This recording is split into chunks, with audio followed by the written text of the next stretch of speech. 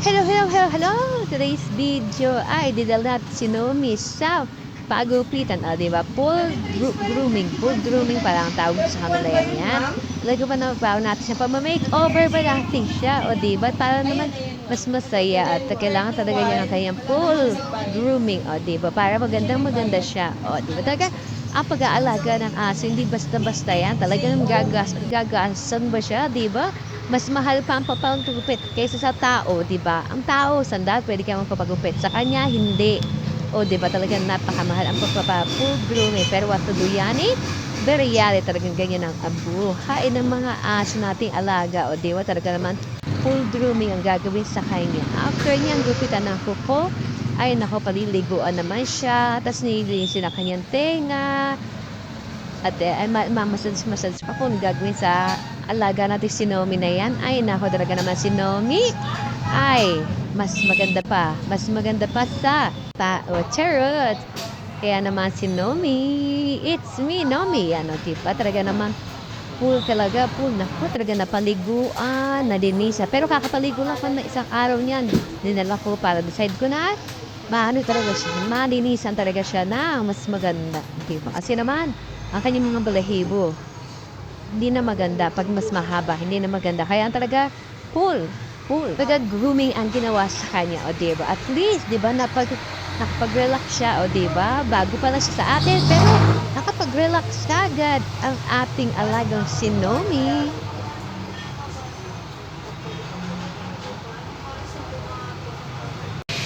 Kaya naman talaga makikita natin kung ano talagang ginagawa sa kanya, diba? Pero syempre, diba, first time natin niyang magpaganyan siya. So, ayan, para meron tayong remembrance sa kanyang pagpa-full grooming, diba?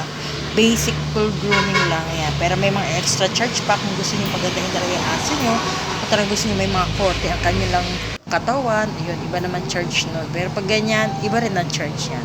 Talagang magastos, pero what to do yan, diba tayo magagawa yan tayo diba? Ayan naman, diba talaga yan.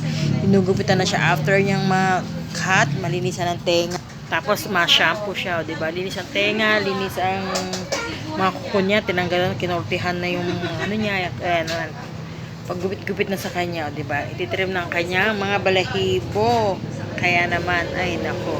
Nakakatuwang tignan lang kasi nga naman, diba? Ang tao hindi nakakapaganyan, pero ang alaga, diba? Ang aso, diba? Talaga namang mamahalin at mamahalin mo, diba?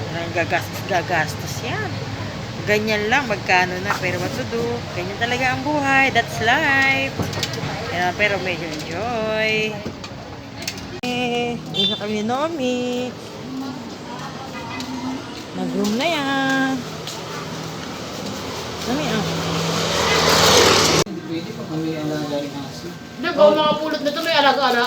medyo nag-relax-relax muna siya sa baba at may aakyat na kami at lalagyan ko na siya ng medyas para naman mas malinis, diba? Talaga parang di kagad madubihan ang kanyang paa. Diyos me, Marimar. Kaya na school